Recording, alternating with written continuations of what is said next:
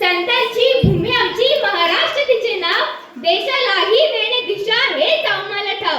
छत्रपती शिवरायांच्या पराक्रमाने पतित पावन झालेला माझा महाराष्ट्र, साधू संतांच्या भक्ती मार्गाने नाव निघालेला माझा महाराष्ट्र, क्रांतिकारकांच्या शौर्याने आणि शूरांच्या धैर्याने गाजलेला माझा महाराष्ट्र, समाज सुधारकांच्या पुरोगामी आणि दूरगामी विचारांचा माझा महाराष्ट्र. याच पुण्यभूमीत वंचित, उपेक्षित आणि कष्टकऱ्यांना शिक्षणाची संधी उपलब्ध करून देणाऱ्या युग पुरुषाचे नाव आहे कर्मवीर भाऊराव पाटील उर्फ अण्णा. अण्णाचा जन्म 22 सप्टेंबर 1885 रोजी सातारा जिल्ह्यातील कोरेगाव या छोट्याशा खेड्यात झाला. खडतर परिस्थितीत त्याने स्वतःचे शिक्षण पूर्ण केले, पण आजूबाजूची परिस्थिती त्यांना अस्वस्थ करत होती. अज्ञान हेच मानवाच्या अधोगतीचे मुख्य कारण आहे हे त्यांनी हेरले. राजश्री शाहू महाराज, महात्मा ज्योतिराव फुले, महात्मा गांधी यांच्या विचारांचा त्यांच्यावर विशेष प्रभाव होता. जे का रंजले गांजले त्याची म्हणे जो फुले या तुकोबांच्या काव्यपंक्ती त्यांना अस्वस्थ करत होत्या. त्यांचं संवेदनशील मन त्यांना स्वस्थ बसू देत नव्हतं आणि यातूनच जन्म झाला रयत शिक्षण संस्थेचा. गावोगावी पायी प्रवास करून अण्णांनी वंचित उपेक्षितांचे दुःख समजून घेतले. आई वडिलांची इच्छा असूनही मुलांना शाळेत घालत नाहीत याचे मुख्य कारण म्हणजे गरिबी आणि दारिद्र्य हे याची त्यांना पक्की खात्री पटली होती.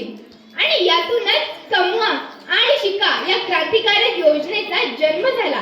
शाळेत दाखल होणारीमुळे सकाळी आणि संध्याकाळी काम करू लागली, 2 पैसे कमवू लागली आणि त्यातूनच आपल्या शिक्षणाचा खर्च भागवू लागली. काही मुले तर काम करून शिक्षण करता करता काही पैसे घरी पाठवू लागले.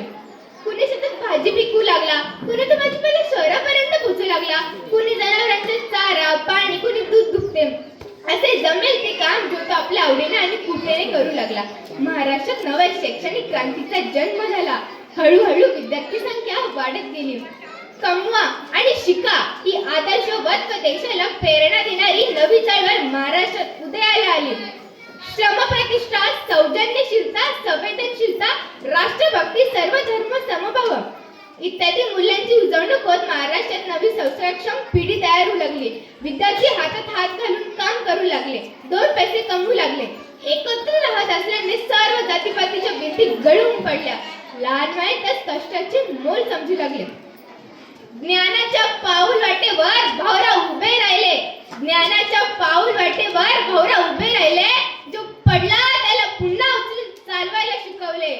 शिक्षणाचे जे मंदिर उभारले त्यांनी त्यात हजारो स्वप्नांचे भवितव्य उजळले. विद्यार्थ्यांच्या हातांना जेव्हा कामं नसायची तेव्हा भाऊराव देणगी जमा करायचे. गावोगावी पायी फिरायचे. कधी सहज देणगी मिळायची तर कधी अपमान बदली पडायचा. पण भाऊराव पाटील डगमगले नाही. संकटे अडचणी येतात ती आपली कसोटी पाहण्यासाठीच अशी त्यांची ठाम धारणा होती. या कामी त्यांच्या पाठीमागे भक्कम उभे राहणाऱ्या त्यांच्या पत्नी लक्ष्मीबाई यांचाही त्याग खूप मोठा होता. लक्ष्मीबाई श्रीमंत घराण्यातील होत्या. त्यांच्या अंगावर भरपूर दागिने घालून त्यांची पाठवणी केलेली होती. पण वेळ प्रसंगी एक एक दागिना विकून त्यांनी वसतिगृह चालू ठेवण्यामागे मोलाचे योगदान दिले. एकदा तर वसतिगृहातील सर्व धान्य संपले होते, किराणा संपला होता. भाऊराव पाटील बाहेर होते. मुलांवर उपासमारीची वेळ आली होती. प्रसंग मोठा वाका होता. दुकानदाराची आधीची उधारी असल्याने तो काही परत उधार देणार नव्हता. लक्ष्मीबाई प्रचंड अस्वस्थ होत्या. त्यांनी स्वतःच्या गळ्यातील मंगळसूत्र काढून वसतिगृहाच्या सेक्रेटरीकडे सुपूर्द केले आणि दुकानदाराची बाकी चुकती करायला सांगितली. हा सारा प्रसंग वसतिगृहातील सारे विद्यार्थी अवाक होऊन पाहत होते. जन्म दिलेल्या आईपेक्षाही सरस माया त्यांना लक्ष्मीबाईंनी दिलेली आणि हीच लक्ष्मी देवगुणी लक्ष्मी ठरली.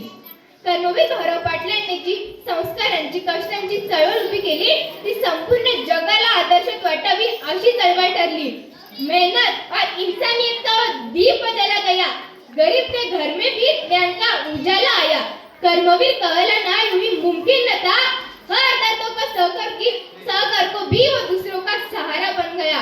शेवटी एकच सांगेन, जिगर वालों का डर से कोई वास्ता नहीं होता. हम कदम भी जहां रखेंगे जहां रास्ता नहीं होता. कर्मवीर भाऊराव पाटलांच्या उर्फ अण्णांच्या पवित्र स्मृतीस अभिवादन करून माझे 2 शब्द संपवते. धन्यवाद.